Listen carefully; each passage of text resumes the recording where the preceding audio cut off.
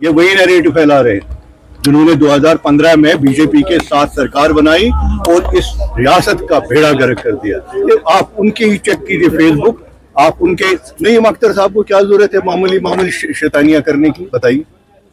काट के वो इंटरव्यू किसी की बात को और उसको एक्सप्लॉइट करते हैं, लोगों को बहकाते हैं। ये तरीका है उनका, वो तो बुजुर्ग है। तो आप मानते हैं कि वो पीडीपी ने वायरल किया था? सब, और किसने किया? यही तो लगे हैं, ये बातें काटते हैं। ये वही लोग हैं, जैसे मैंने पहले कहा, कुरान में जो लिखा आप नमाज ना पढ़े, लेकिन आगे लिखा जब नशे की हालत में होंगे। यही बस ये कुरान में लिखा है कि आयत में नमाज ना पढ़े, वही फैलाएंगे। ये वैसे करते हैं, इन्हीं का कहना, इनका नैरेटिव। अल्लाह ताला एक सूरे में लिखता है, अल्लाह ताला कुरान में एक जगह लिखते हैं आप नमाज मत पढ़िए, लेकिन आगे लिखा है जब नशे की हालत में होंगे। कई लोगों ने उस आयत को ना हमें मुसलमानों को बहकाने के लिए इस्तेमाल किया। देखो कुरान में लिखा है नमाज मत पढ़ो, लिखा जरूर है, लेकिन आगे भी पढ़ो ना, कॉन्टेक्स्ट में क्या लिखा, जब आप नशे की हालत में होंगे।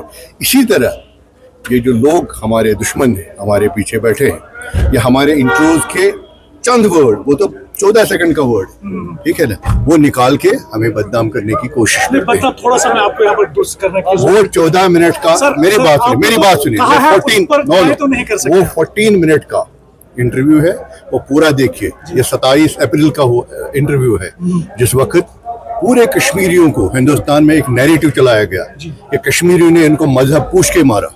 तो मैंने उस कॉन्टेक्स्ट में वो बात चली, 14 मिनट का इंटरव्यू है, वो पूरा देखिए, उसके बाद सवाल पूछिए। नेशनल कॉन्फ्रेंस ने रिटेरेट की अपनी पोजीशन, और वो आपको इस वक्त रेजोल्यूशन में आ गया होगा, आपको उसकी कॉपी मिलेगी, क्या क्या हुआ और पार्टी को किस तरह से हम मजबूत बनाएं, लोगों के जो मसले मसाइल है उसको किस तरह से हल करें। इसी पे बात हुई। आगा साहब थे, उन्होंने अपने सुझाव दिए, मैंने बात की, सब साथियों ने बात की लोगों की बेहतरी के लिए।